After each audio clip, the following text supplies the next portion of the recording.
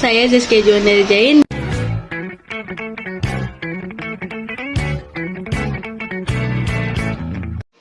Assalamualaikum warahmatullahi wabarakatuh. Saya Zizkia Juan dari Jain dengan nomor induk mahasiswa 240111300008. Di sini saya akan menjelaskan kembali materi yang telah Ibu jelaskan di kelas, yaitu dengan judul konsep dasar dan fungsi administrasi pendidikan.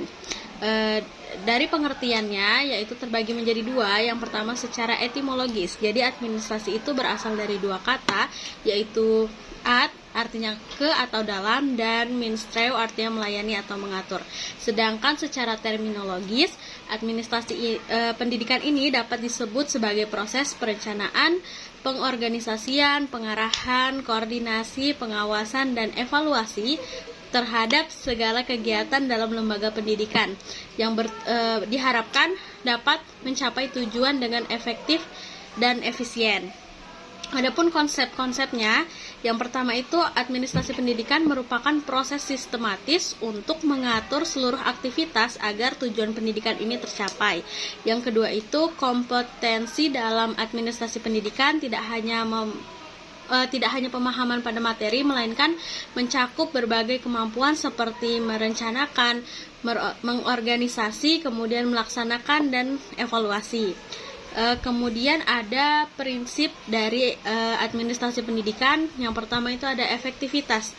Jadi administrasi pendidikan ini harus berjalan dengan beriringan dengan tujuan suatu lembaga agar menjamin ketercapaian dari tujuan lembaga tersebut. Yang kedua itu ada efisiensi, yaitu memanfaatkan waktu, tenaga, biaya sesuai dengan kebutuhan. Yang ketiga ada kooperatif, yaitu harus dijalankan atau harus dilandaskan dengan kerjasama dan berkoordinasi.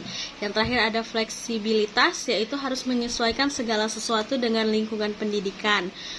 Adapun fungsi dari administrasi pendidikan, yang pertama itu ada planning atau perencanaan, jadi seperti menyusun visi misi, jadwal, dan merancang program-program akademik. Contohnya itu seperti membuat rencana tahunan untuk pelatihan guru mengenai pembelajaran berbasis digital.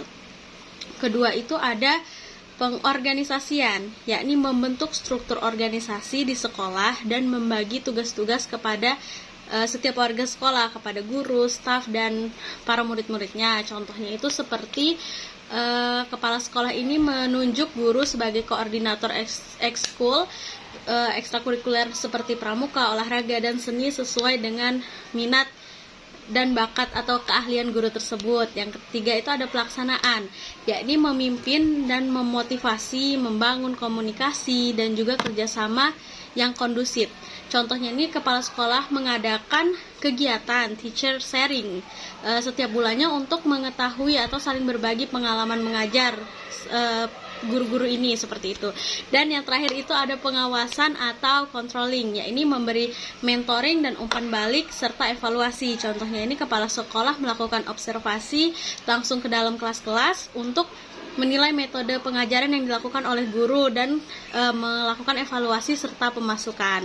Nah, untuk kesimpulannya dari mempelajari materi ini administrasi pendidikan, saya jadi paham bahwa keberhasilan pendidikan itu tidak hanya dari proses belajar mengajar, tetapi juga dari perencanaan, perorganisasiannya, kemudian pelaksanaan dan pengawasan yang baik agar tujuan pendidikan tercapai secara efektif. Baiklah, mungkin itu saja Ibu yang bisa saya sampaikan. Saya akhiri. Wassalamualaikum warahmatullahi wabarakatuh.